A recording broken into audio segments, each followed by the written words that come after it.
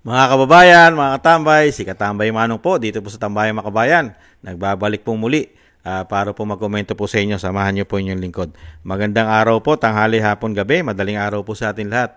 Saan masulok ng ating bansa o saan masulok sa mundo tayo naroon ay maingatan po tayo mga kababayan. Ito po, komentuhan po natin mga tambay. Ito pong House of Representatives mga tambay ay may panukala daw po mga kababayan. Akala po kasi nitong mga congressman ay tayo po yung mga tangat bobo. Ginagawa pong tangat bobo at gago mga Pilipino. Tayo po ba'y maniniwala at tayo po ba'y kampante at itong gagawin nilang pagbubukas daw po isa sa publiko daw po ang bicameral, itong sinasabi ng ating mga kababayan na buy scam.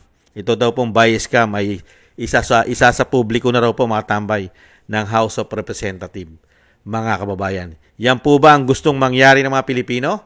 Komentuhan po natin. Pakinggan po muna natin ang balita. Ibang klase itong mga congressman na ito.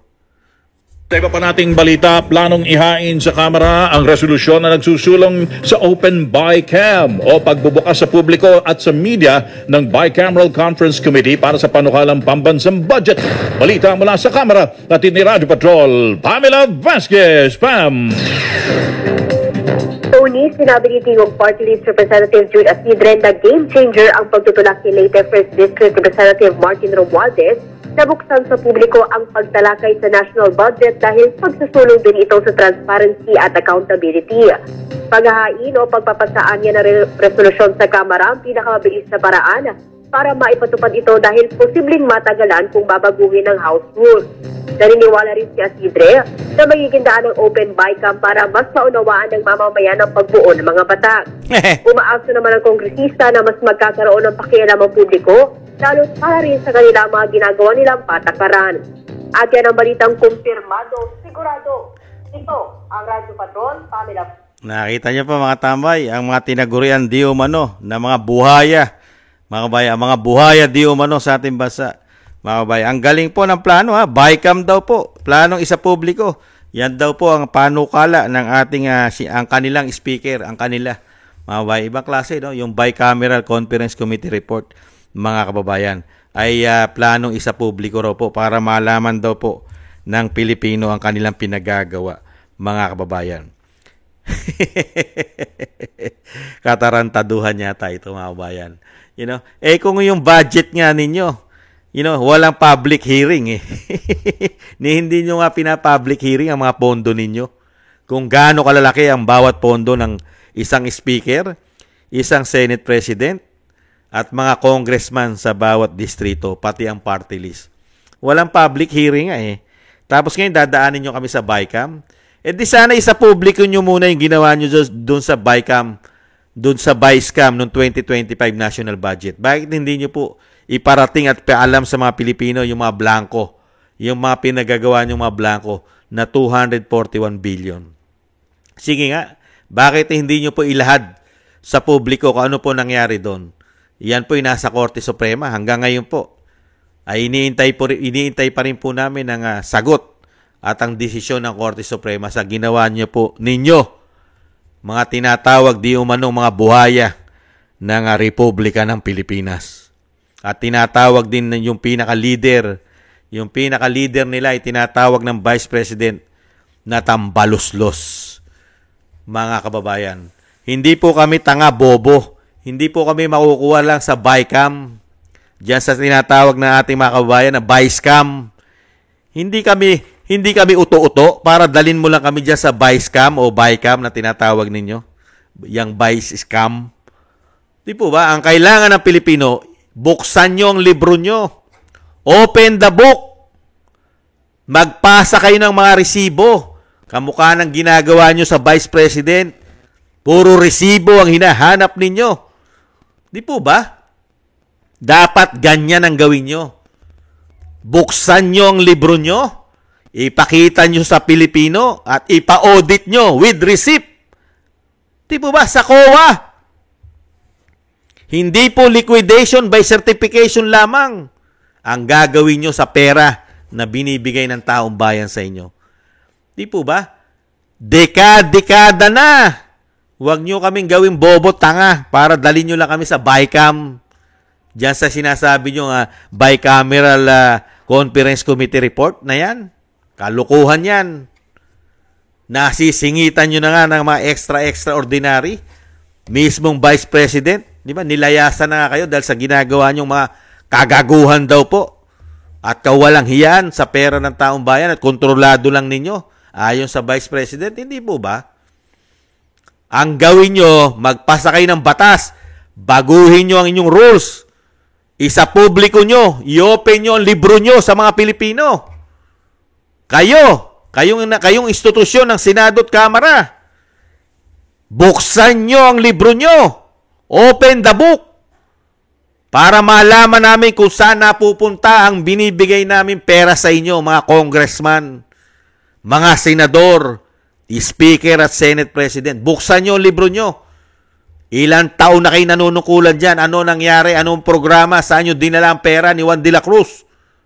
Saan? Ano proyekto? Nasaan ang resibo? Hindi po ba?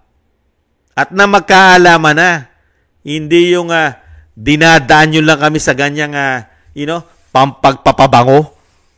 Kala mo mga hindi korap. Kala mo kay lilinis. Ipaikita raw po ang BICAM. Ipakita nyo, libro nyo. Di po ba? Gada budget daw, pasisilip nila, pakikita nila ang ginagawa nila sa BICAM camera, sa BICAM Conference Committee Report. Yung tinatawag ng mga Pilipino, tinatawag natin na BICAM. Ibang klase kayo. Hindi namin kailangan makita ang ginagawa nyo sa BICAM. Ang gusto namin makita, yung libro nyo. Gaano kalalaki na hinawakan yung pera sa amin. Lalong-lalo ang tinatawag ng Vice President na tambaluslos. Gaano na kalaki ang pera na nahawakan yan at gaano na rin kalaki. Di po ba? Ang sinasabing mga extraordinary niyan, confidential fund, gaano na kalaki. Magmula na naging politiko yan. Hindi po ba? Pati ikaw, Isidre, ipakita mo rin ang libro mo. Buksan nyo lahat ang libro nyo.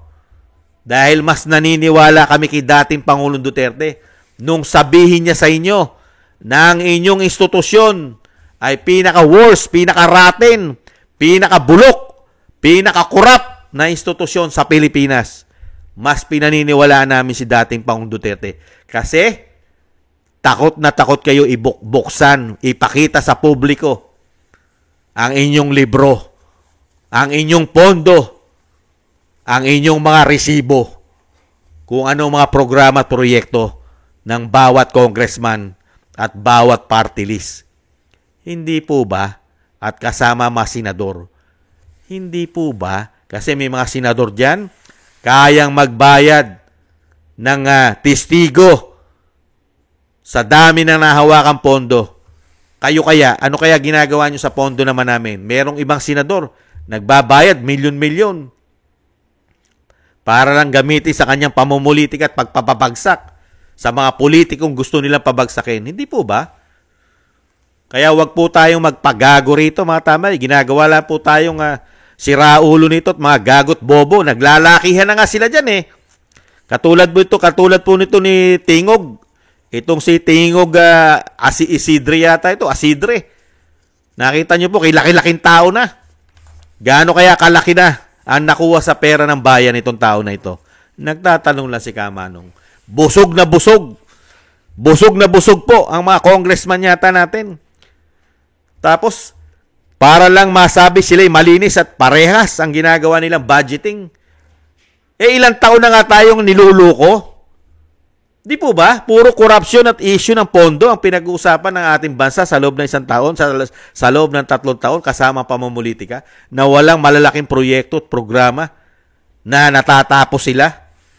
Di po ba? Karamihan ay puro groundbreaking lang, hinuhukay lang. Hindi po ba? Nakakainit lang po ng ulo itong mga congressman ito. Ginagawa na po tayong bobong tanga nitong mga tao na ito para ipagmalaki sa atin yung buy-scam nila. Ipapakita na raw po isa sa publiko. Ang gusto namin makita, mga libro nyo.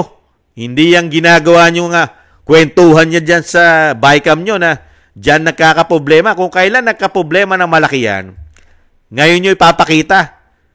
Ang dapat ipakita nyo, yung ginawa nyong problema sa amin at yung ginawa nyong malalaking korupsyon na issue. Hindi po ba? Kaya dito po mga kabayan, wag po tayong basta-basta maniniwala dito sa mga congressman na ito. Hanggat hindi nila ipinapakita ang kanilang mga libro at hindi nila open the book at may resibo ang kanilang mga budget, ang kanilang mga proyekto, hanapan natin ang resibo, ang mga nagawa nila nang ma-audit po natin.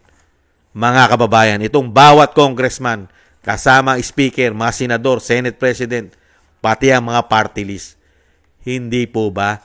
At nang mapatunayan natin na totoo ba o mali si dating Pangulong Duterte, di po ba? Para malaman natin kung sino ang tama at mali, si dating Pangulong Duterte po ba? O itong institusyon na ito, ang Senado at Kamara, na sila raw po ang pinakabulok, pinakaraten, pinaka-worst, pinaka-corrupt na institusyon sa ating bansa ayon sa dating Pangulong Duterte, mga kababayan.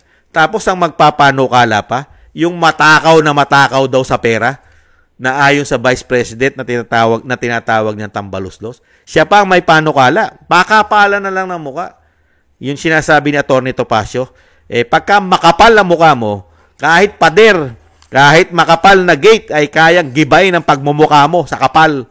Ayon niya kay Atty. Topacio.